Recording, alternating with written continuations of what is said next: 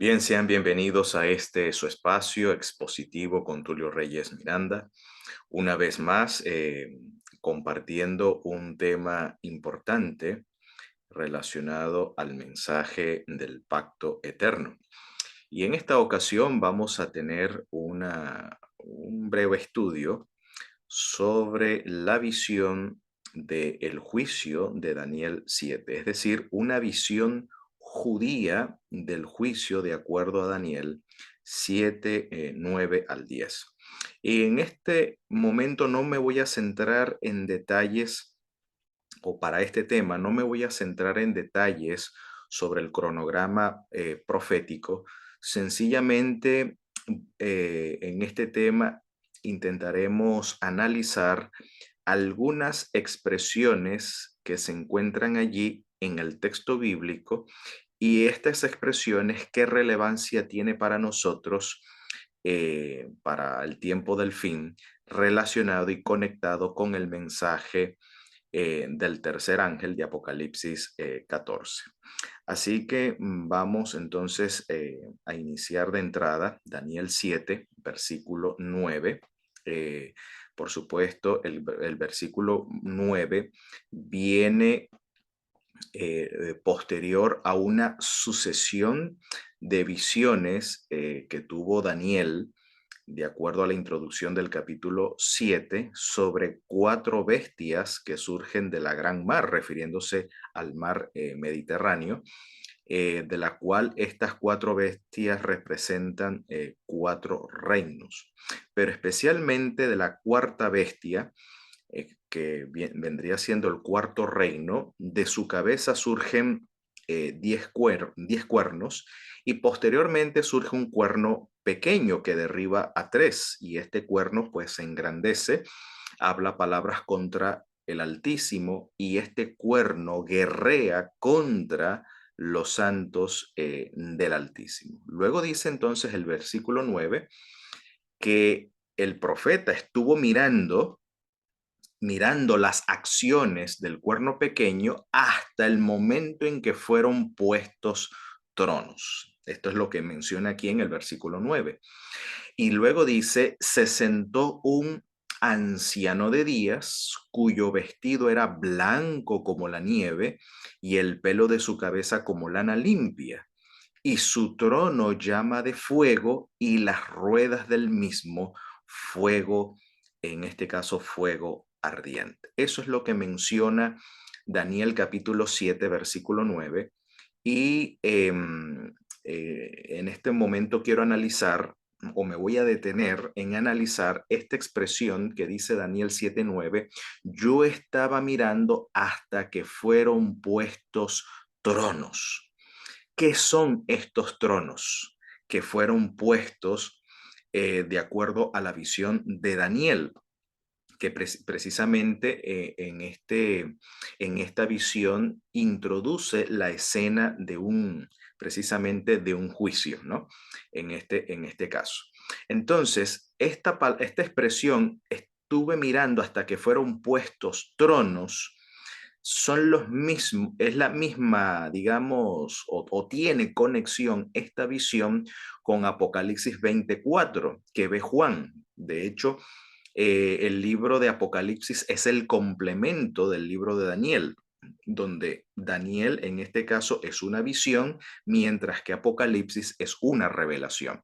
Así que el Apocalipsis revela qué son estos tronos que fueron puestos según la visión de Daniel. Apocalipsis 24 dice, y vi tronos, ¿ok? Y vi tronos, ¿ok? Y se sentaron sobre ellos y se les dio juicio.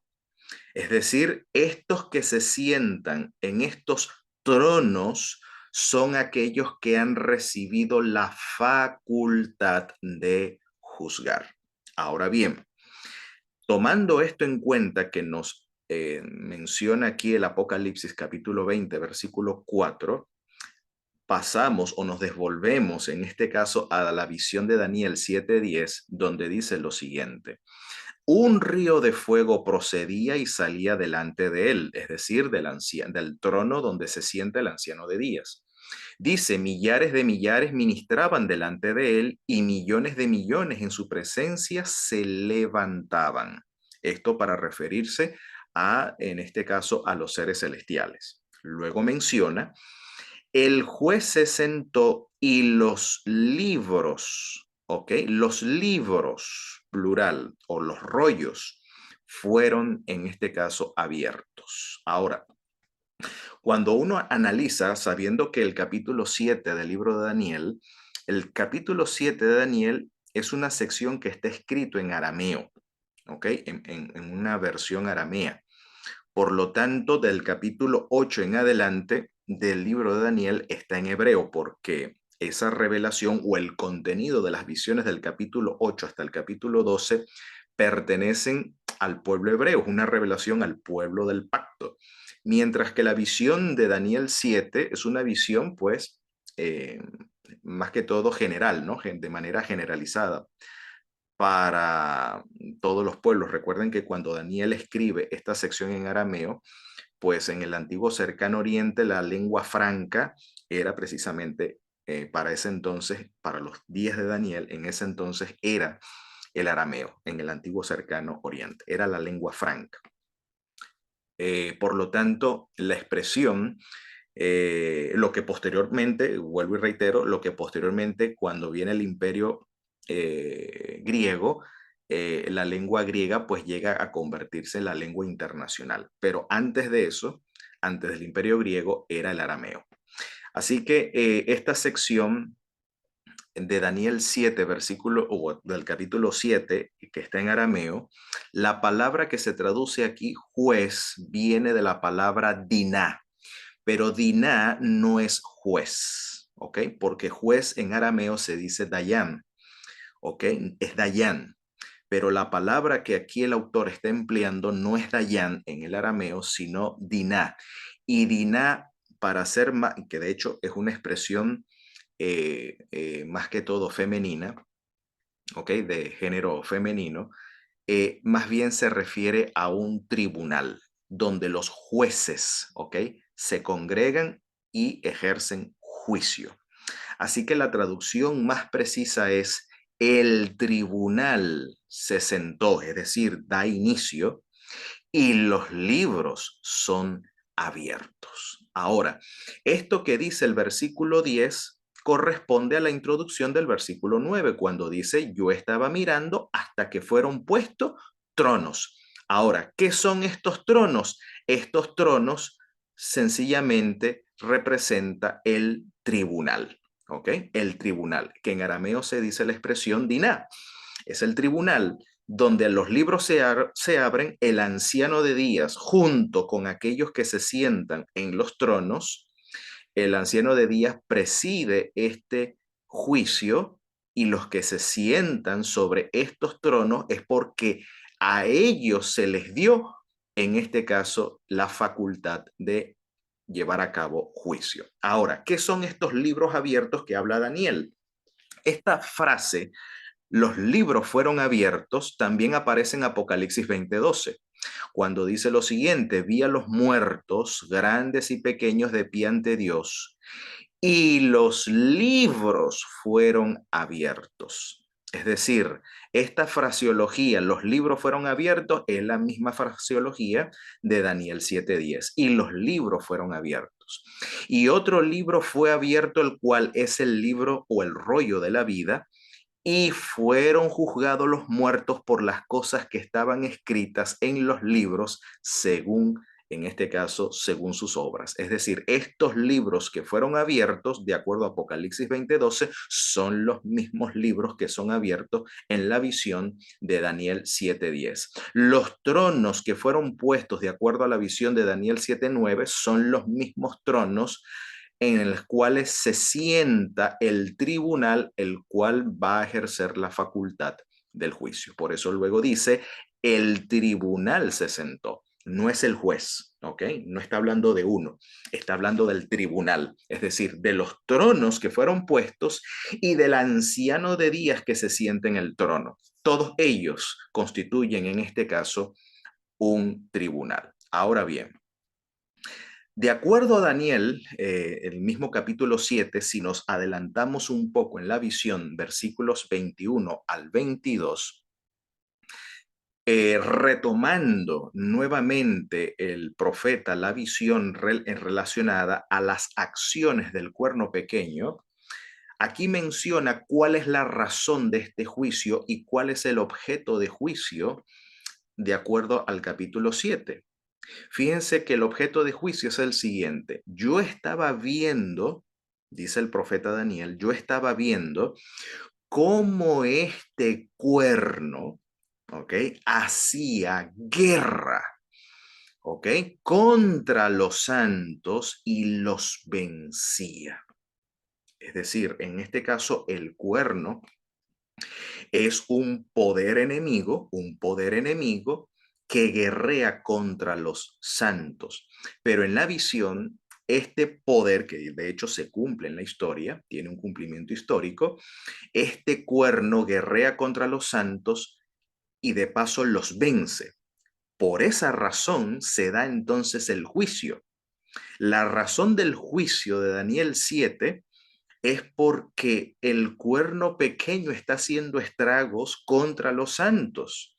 Una razón es que eleva palabras blasfemas contra el Altísimo y de paso guerrea también contra los santos y también los vence.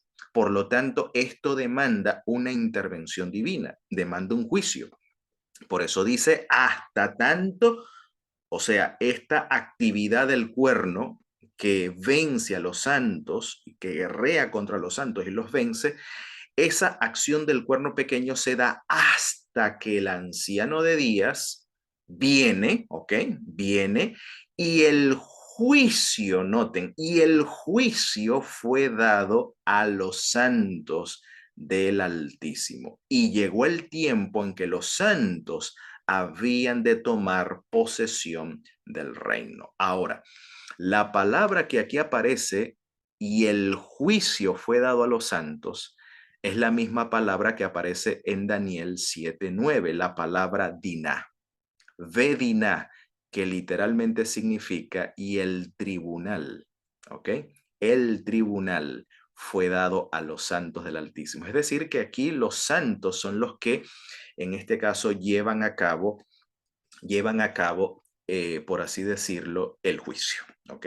No está hablando de un juicio hacia los santos, no, sino un juicio que se le otorga, en este caso, a los santos, y los santos ejercen la facultad del juicio. Es decir, el tribunal, en este caso, es que se le entrega a los santos. De allí entonces, de la visión de Daniel 7, es que Pablo se inspira en su primera carta a los Corintios, capítulo 6, cuando dice, ¿acaso no saben que los santos han de juzgar al mundo? Precisamente esa comprensión de Pablo está basada precisamente en la visión de Daniel capítulo 7. Ahora bien, entonces, la razón por la cual se da juicio o en este caso se convoca un tribunal celestial donde el anciano de días preside y los libros se abren, la razón es porque el cuerno pequeño guerrea contra los santos y los vence. Por lo tanto, esto demanda una acción de parte de Dios, una acción redentora a favor de estos que están siendo objetos de persecución y de opresión de parte del cuerno pequeño. Ahora bien, de acuerdo a la forma como se llevaba a cabo un juicio en una corte hebrea, porque aquí Daniel está tomando como figura un juicio en una corte hebrea, en el libro de Deuteronomio, capítulo 25, versículo 1, hace mención que cuando exista o haya una controversia, un pleito entre dos o más hombres, y dice, y acudieren al tribunal, recuerden que esta sección es hebrea, la palabra por supuesto es diferente, la palabra es mishpat, acudieren a juicio. Esta palabra mishpat en Daniel 7 se utiliza como diná, se utiliza como tribunal. Entonces, y acudieren al tribunal, y ¿qué es el tribunal? Dice, donde están los jueces, para que los jueces le juzguen. Entonces dice, estos justificarán al justo y condenarán al malvado. La palabra aquí delincuente es la palabra rasha, al malvado. ¿Ok? Por lo tanto, vemos que en esta acción de juicio a quienes se absuelve, a quien se juzga como justo, en este juicio es el justo, ¿ok? Al que hace justicia, pero se le da sentencia de condenación, en este caso al malvado. Y de acuerdo a Éxodo capítulo 34, versículo 7, hablando del juicio de Dios, de ningún modo tendrá por inocente al malvado. Es decir, que cuando Dios juzga al malvado, Dios no lo toma por inocente. Primera de Reyes 8:31 al 32 también habla lo mismo. Cuando pecare contra su prójimo y se le impusiere juramento, haciendo jurar, de modo que venga y jure delante de tu altar en esta casa, oye tú desde el cielo y haz lo que convenga. O sea, haz lo que conviene. Y juzga a tus siervos, dice, condenando al malvado y trayendo su camino sobre su misma cabeza, en tanto que justifiques al justo, recompensándole conforme a su justicia. Entonces, en Daniel 7, el tribunal es convocado con la intención de dar sentencia a los santos, ¿ok? Juzgar la causa de los santos y por otro lado, dar sentencia contra las acciones del cuerno pequeño. Por lo tanto, el cuerno pequeño es visto en el tribunal como el malvado, mientras que los santos del Altísimo son vistos acá como los inocentes. Ellos son los justos. Y a ellos entonces en este juicio, el juicio acude en defensa de estos santos que están siendo oprimidos y perseguidos por las acciones maléficas del cuerno, en este caso del cuerno pequeño. Eso es más o menos lo que la visión de Daniel 7 nos está mencionando. Ahora, por otro lado, debemos tomar en cuenta que estos santos del Altísimo, a quienes se les justifica en el juicio, es porque también debemos tomar en contexto el pacto. Esto es muy importante. Fíjense que el juicio, y esta es la visión judía de un juicio celestial, que en un juicio celestial el Señor juzga bajo los términos, en este caso, cuando Dios juzga a su pueblo, lo juzga bajo los términos del pacto, bajo los términos de la alianza. En este caso, la alianza abrahámica, que es el mismo pacto eterno. ¿Ok? Que posteriormente esta alianza abrahámica va a ser conocido como, o va a ser denominado como el nuevo pacto. Ahora bien, antes del Señor o durante el procedimiento o durante el proceso, cuando el Señor está cortando un pacto con Abraham, el Señor le revela lo siguiente a su siervo. Dice allí en el versículo 13 al 14 del capítulo 15 de Génesis lo siguiente, fíjense.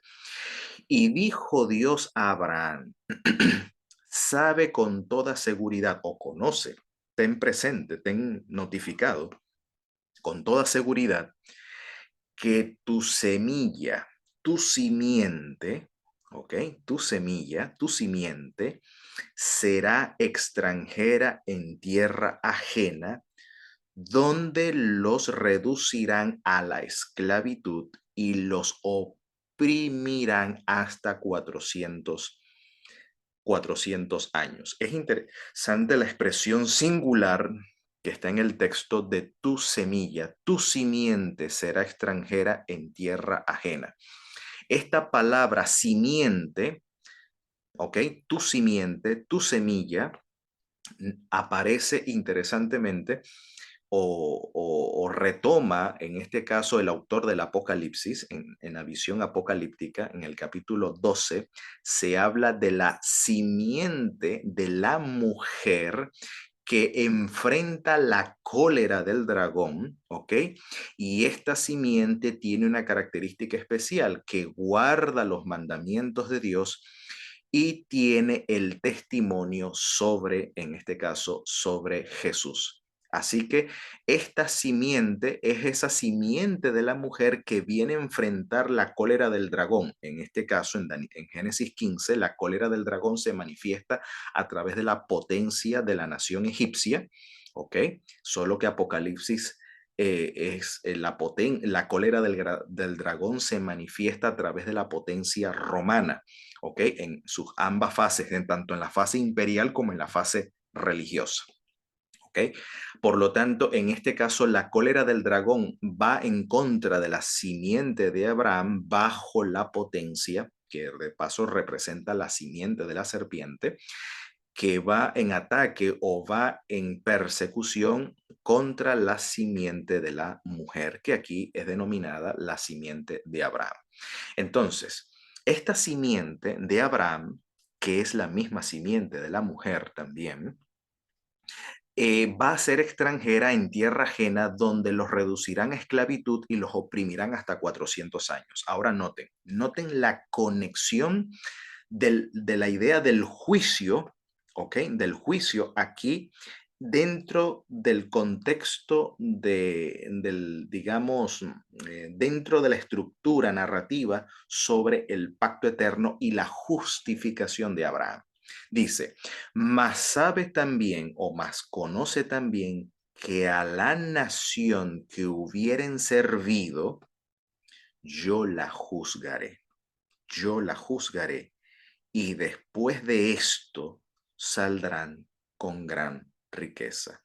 Esta acción divina, este juicio divino contra, contra los egipcios, al mismo tiempo es un acto de redención a favor de la simiente de Abraham, que precisamente esta simiente tiene membresía, tiene jurisdicción dentro del pacto abrahámico. Por lo tanto, la justicia que Dios está llevando a cabo, Dios está juzgando a la nación egipcia y al mismo tiempo esa justicia está librando, está salvando, está redimiendo a la simiente de Abraham. Así que cuando Dios realiza juicio, en un juicio, por un lado, está amonestando o está, por así decirlo, ejecutando sentencia contra aquellos que se oponen al pacto eterno, ¿ok? Y por supuesto a los que representan el pacto eterno. Y por otro lado, el Señor interviene a favor, redimiendo, salvando y liberando a aquellos que son objetos de la alianza, aquellos que son fieles dentro de la jurisdicción del pacto del Señor. Entonces, en un juicio, de acuerdo al contexto y al pensamiento de la Biblia hebrea, es que en un juicio divino, cuando justifica al justo, significa que Dios interviene a favor del inocente, a favor del justo. El justo aquí es el el que ejerce fe en la promesa del Señor, fe en la alianza, mientras que el malvado es aquel que comete atropellos contra, en este caso, contra la alianza. Entonces, en este caso, la nación de los egipcios van en contra del pueblo que precisamente tiene promesas y tiene pacto. Es la simiente de Abraham que precisamente son los justos, ¿ok? Son los sadiquín porque ellos tienen alianza o pertenecen a la alianza que el Eterno ha cortado para con, en este caso, para con el Salvador. Y por ende, del cual Abraham ha sido hecho beneficiario y su simiente de esta promesa y de esta alianza. Aquí la simiente, por supuesto, representa tanto al Mesías como también representa al colectivo que pertenece al Mesías en este caso. Ahora bien, teniendo entonces presente esta idea que cuando se da la Pascua, en la Pascua hay juicio y hay salvación, ¿ok? En la Pascua, el evento de la Pascua, el Señor ejecuta juicio, ¿ok? Juzga a la nación de los egipcios, matando, en este caso, a los primogénitos, pero al mismo tiempo también el Señor ejecuta salvación y redención a favor de aquellos que por la fe comieron y participaron de la celebración pascual. Entonces, esta misma idea, teniendo en marco este pensamiento, que esta es la visión hebrea, la forma hebrea como ellos ven el juicio, en Lucas 1, 67 al 75, Zacarías, ¿ok? Que era el padre de Johanán o de Juan el Inmersor o Juan el Bautista, como se conoce en la tradición occidental. Zacarías, su padre, el padre de Juan el Bautista, dice, en un momento fue lleno del Espíritu Santo y profetizó diciendo. Es decir, que esto es una profecía, lo que aquí Zacarías, el padre de Juan el Bautista, va a decir. Es decir, fue tomado por el Espíritu y por lo tanto, por medio de Zacarías, el Espíritu habla, ¿ok? Otorga, da a a los oyentes o al auditorio de Zacarías, da una profecía. ¿Cuál es esta profecía? Dice, bendito sea el Señor Dios de Israel, dice, porque ha visitado a su pueblo, noten, y obrado su redención. ¿Y cuál es la redención? Que aquí Zacarías, bajo la inspiración del Espíritu Santo, está aquí Zacarías tomando en cuenta. Dice, porque ha levantado para nosotros un cuerno de salvación en la casa de su siervo David. Esto es para referirse al Mesías, al Salvador, ¿no?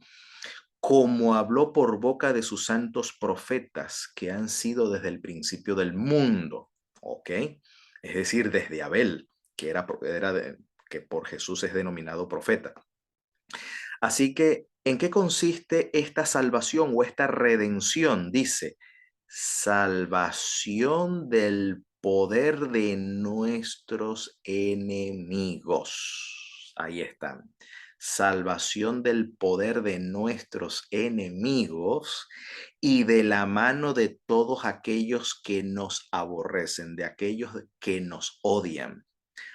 Y noten ahora, esta intervención del poder de Dios salvando a su pueblo, ¿ok? Al pueblo del pacto, de sus enemigos y de la mano de todos los que los odian, dice, para dar efecto a la misericordia, es decir, al Gesed, prometido a nuestros padres. Noten, teniendo en memoria su santo pacto, el juramento que juró Abraham a Abraham, nuestro padre, que él nos daría el que, libertados de la mano de nuestros enemigos, le sirviéramos sin temor, en santidad, justicia delante de él, todos nuestros días. Esto habla de un juicio.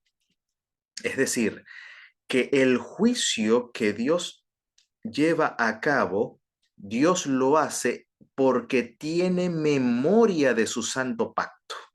Aquí lo llama su santo pacto, su sagrado pacto. Por lo tanto, aquellos que son miembros de este santo pacto se le denomina Kedoshim, se le denomina santos. Por eso Daniel hace referencia los santos del Altísimo. Se le llama los santos del Altísimo porque ellos tienen membresía dentro del santo pacto. Por eso se le denomina los santos del Altísimo. Entonces, Dios actúa, hace juicio, ¿ok? Hace juicio. Es en memoria de su santo pacto y de la bondad o de la lealtad, de la fidelidad que él mismo había juramentado a Abraham, donde él traería juicio, ¿ok? Juicio a la nación que oprima y esclavice a sus santos, ¿ok? Salvación del poder de nuestros enemigos y de la mano de todos los que nos odian. ¿Ok? Ese es el juicio. Pero al mismo tiempo ese juicio contra los enemigos del Señor y a los enemigos de su pueblo, y por supuesto de su santa alianza, eh, al mismo tiempo se convierte en una redención a favor de su pueblo. ¿Ok? Se convierte en una salvación a favor de su pueblo. Entonces, esta es la visión, digamos, judía de lo que es un juicio. En un juicio, Dios tiene memoria de su santo pacto, su pueblo es oprimido, por lo tanto en ese juicio Dios da sentencia, juzga, en este caso al opresor, ¿ok? Y al mismo tiempo sale en defensa, por supuesto, de su pueblo que está siendo oprimido. De esa manera es vista la redención. Así que un juicio de Dios al mismo tiempo, o la otra cara de la moneda de lo que es un juicio, es la redención. Por lo tanto, cuando Dios lleva a cabo juicio, al mismo tiempo está llevando a cabo redención. En ese sentido, el mensaje del juicio se convierte en un mensaje evangélico, se convierte en buenas noticias.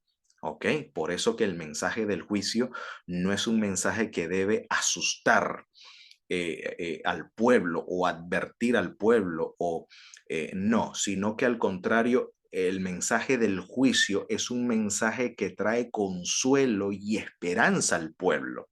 Y esto es precisamente la función de la apocalíptica. La apocalíptica tiene la función de que aunque la apocalíptica anuncia juicio, pero el juicio trae salvación y redención al pueblo de Dios. Y eso es lo que en contexto menciona Apocalipsis 14, 6 al 12, el mensaje de los tres ángeles. Cuando dice, vi a otro ángel volando en medio del cielo teniendo un evangelio eterno. Lamentablemente, muchos de nosotros cuando interpretamos este pasaje o este texto, no lo interpretamos en su contexto mediato, no lo, sino que interpretamos la frase, el evangelio eterno, y conectamos la palabra evangelio con otros sitios de las escrituras donde habla el evangelio. Pero, pero seamos respetuosos, por favor, con el texto e interpretemos el texto en su contexto inmediato, porque el pasaje nos dice que este ángel tiene o vuela por en medio del cielo, dice teniendo un evangelio eterno, y sabemos que evangelio significa buenas noticias, alegres noticias. Dice, tiene un evangelio eterno que anunciar a los que habitan sobre la tierra, es decir, a cada nación, tribu, lengua y pueblo.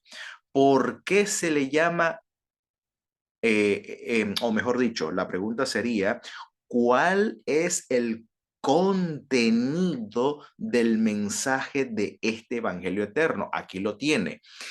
Y dice a gran voz, o sea, este evangelio eterno, que este mensajero que vuela por en medio del cielo anuncia a cada nación, tribu, lengua y pueblo, tiene este contenido. Este es el contenido del evangelio eterno.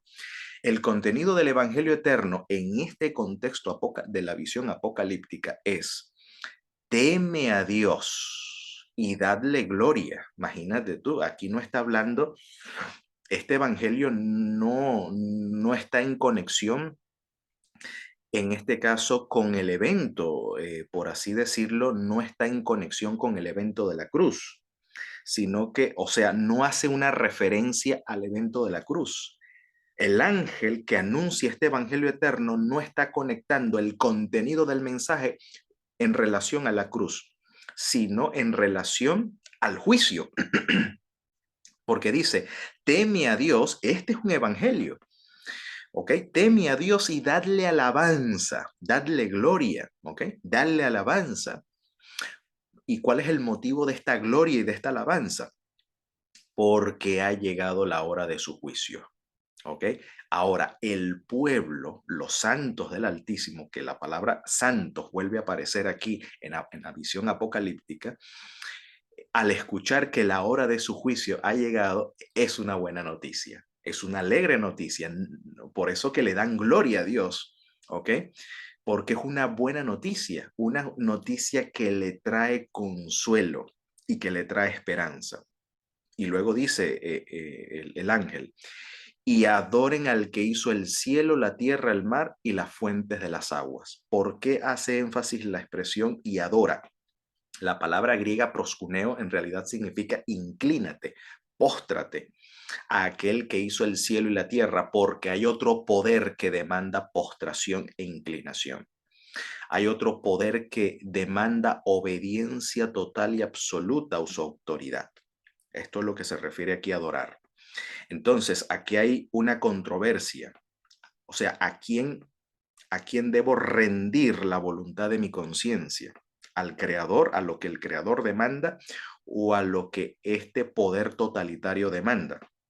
Entonces, noten ahora, este evangelio eterno anuncia la llegada del juicio y por ese motivo su pueblo debe darle gloria, debe darle alabanza, pero al mismo tiempo debe temer a Dios porque se encuentra en una controversia donde el pueblo debe, donde los santos deben tomar una decisión ante la crisis que están enfrentando. Entonces, el otro ángel, el segundo, le siguió diciendo, caída, caída es la gran Babilonia. Esto es un mensaje de buenas noticias para el pueblo, ¿ok? La cual ha hecho que todas las naciones beban del vino de la ira de su fornicación. Ahora, ¿cuál es este vino de la ira de su fornicación? Si ustedes leen el capítulo 17, en los primeros versículos, se presenta a Babilonia como una mujer, ¿ok? Llena de lujos, ¿ok? Vestida de púrpura, vestida de ropas finas y muchos adornos de lujo, y al mismo tiempo dice, la presenta como ebria de la sangre de los santos y de los mártires de Jesús. ¿Ok? Ese es el vino en la que ella se emborracha, en la que ella está ebria, es decir, porque ha bebido del vino de su infidelidad, es decir, en dar muerte a los santos y a los testigos, en este caso, de Jesús. Por eso este juicio que aquí el primer ángel anuncia, el segundo está especificando cuál es ese juicio. Y es que este juicio trae la caída, ¿ok? La derrota, en este caso de la gran Babilonia. Y luego entonces el tercero viene a reforzar lo que dice el primer ángel en cuanto a la idea de temer a Dios, porque dice, y el otro ángel, el tercero, le siguió diciendo a gran voz, si alguno se inclina o se postra a la bestia y a su imagen y recibe su marca en su frente o en su mano, él también beberá del vino de la ira de Dios. Porque esta bestia, esta imagen, ¿ok? Que demanda obediencia absoluta, esta bestia al mismo tiempo quiere erradicar de la existencia de la tierra a este pueblo que rinde su obediencia al Dios del pacto, ¿ok? Al Dios del pacto. Por lo tanto, esta bestia guerrea contra el pacto de Dios, que de hecho, de acuerdo a Juan, se ve en el arca del cielo un arca del pacto, ¿ok? Ahí donde se ve la ley de Dios como fundamento y como base del pacto eterno. Precisamente esta bestia ataca a ese fundamento del pacto, del cual este pueblo es testigo y este es representante. Entonces, por eso que el temer a Dios significa el postrarse a Dios, el rendir la conciencia al Dios verdadero y donde este pueblo rinde su conciencia a Dios en un momento de controversia y en un momento de crisis, donde hay un poder terrenal, un poder político religioso totalitario que demanda obediencia a su autoridad.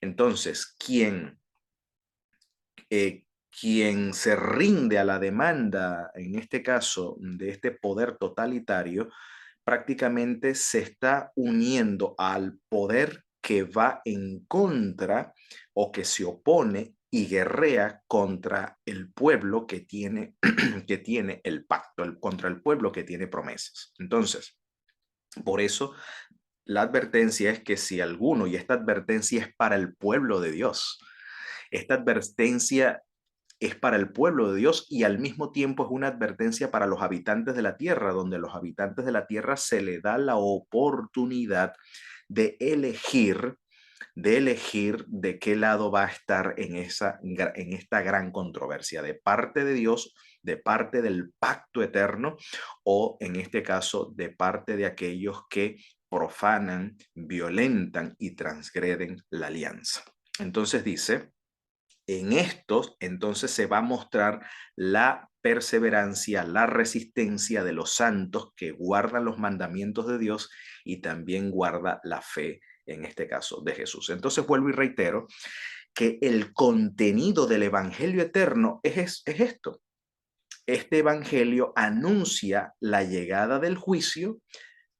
Este juicio anuncia la caída de Babilonia y este mensaje de juicio da una advertencia contra aquellos que se postran o se inclinan a la bestia de su imagen, obedeciendo su autoridad que va en contra precisamente de, en este caso, del pueblo del pacto de Dios. Ahora bien, de acuerdo a Apocalipsis 18, aquí está la razón por la cual, y aquí está el contexto del mensaje del juicio. El juicio del cual habla Apocalipsis tiene que ver, o específicamente Apocalipsis 14, tiene que ver precisamente sobre la sentencia de Babilonia.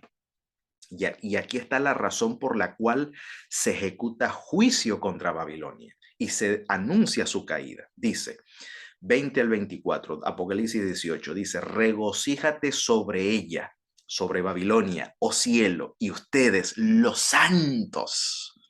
¿Ok? ¿Quiénes debemos regocijarnos? Es decir, darle gloria y alabanza a Dios. Dice, el cielo y ustedes los santos y los apóstoles y los profetas, porque Dios ha vindicado, ha venido en defensa, ha venido en auxilio de su causa en ella. O sea, aquí Dios está vindicando a sus santos. Quiere decir que este juicio que inicia, que habla Apocalipsis 14, es un juicio que trae vindicación a los santos, a los apóstoles y profetas. Por esa razón debemos darle a Dios la gloria y por esa razón debemos temerle. Debemos temerle porque el Señor va a hundir, va a juzgar, en este caso, a Babilonia. Unirse a Babilonia es oponerse a Dios.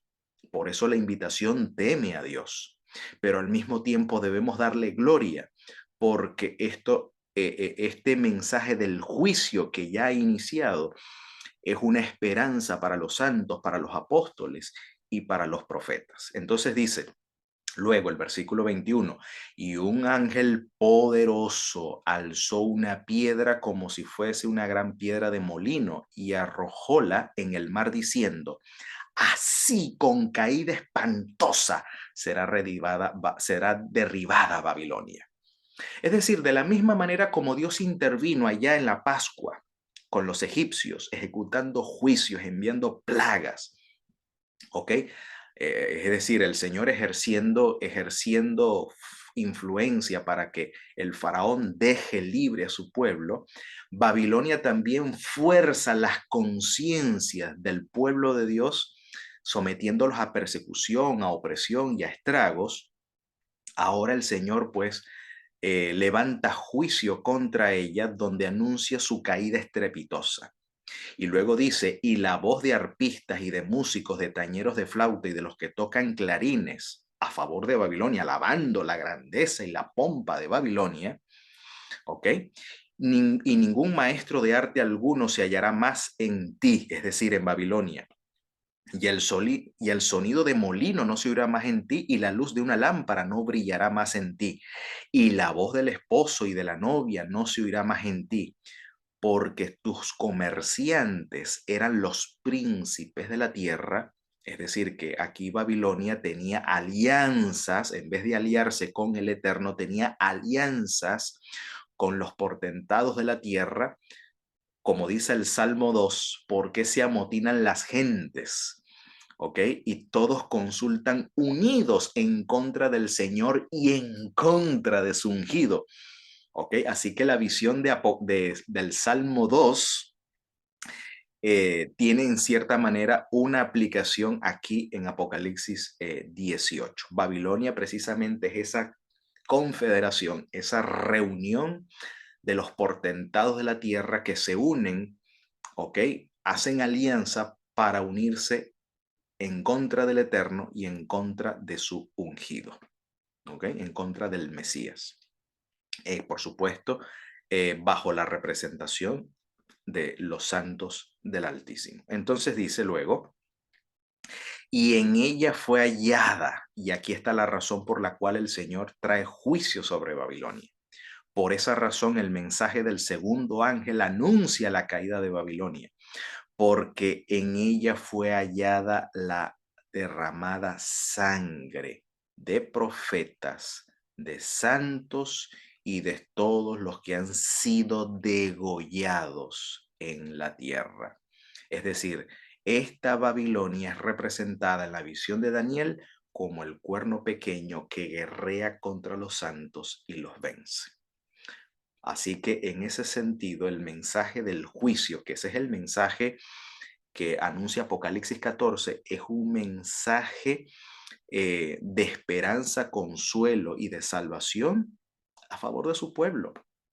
Porque a quien el Señor va a traer juicio es a Babilonia, es decir, la que es encontrada culpable en el juicio es Babilonia, y quienes son hallados inocentes en el juicio son los santos del Altísimo. Así que en este juicio el Señor viene en defensa, viene en vindicación de los santos, y al mismo tiempo viene en juicio, en terrible juicio, donde sobre Babilonia, donde ellos experimentan la ira de Dios y la ira del Cordero. Y finalmente el Apocalipsis 18 termina, ¿ok? O culmina con este grito, con este canto de victoria. Apocalipsis 19, 1 al 2. Después de esto, que el ángel predice la caída estrepitosa de Babilonia, ¿ok? Cuando hunde la piedra en las aguas.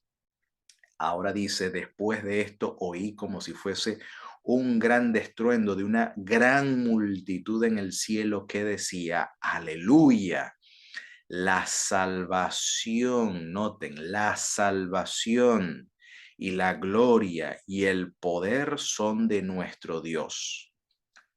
¿Cómo se manifestó la gloria, la salvación y el poder de nuestro Dios? Dice, porque fieles o verdaderos y justos son sus juicios, porque él ha juzgado a la gran ramera. El juicio de Apocalipsis 14, cuando dice la hora de su juicio ha llegado, es un evangelio eterno o es un mensaje de alegres noticias, porque anuncia la caída de la gran ramera, la caída de Babilonia, ¿ok? Que ha derramado la sangre de los santos y mártires de Jesús, de los testigos de Jesús.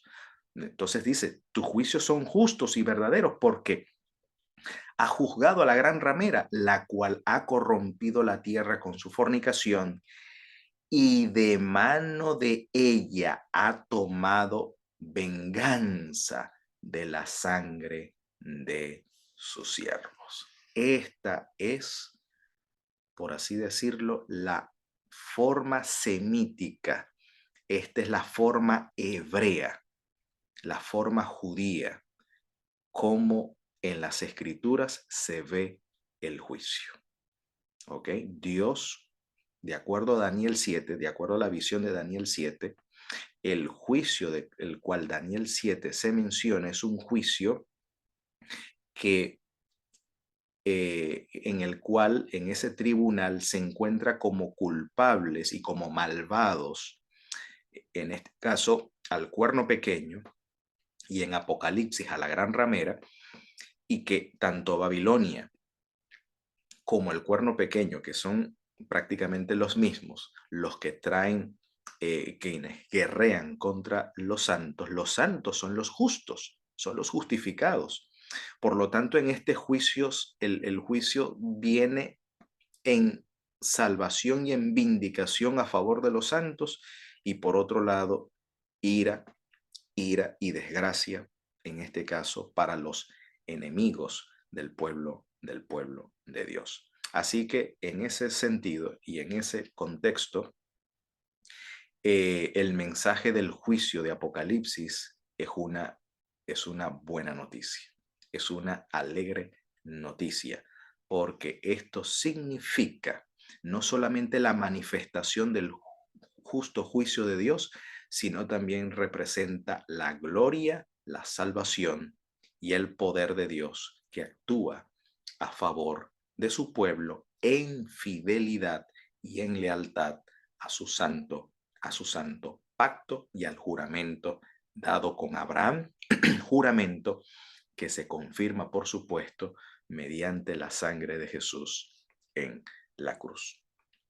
Y mientras nosotros esperamos la manifestación del justo juicio de Dios, quiera también el Señor traer pronto al Salvador, a nuestro Mesías, y que esto pueda ser en nuestros días. Y digamos, amén.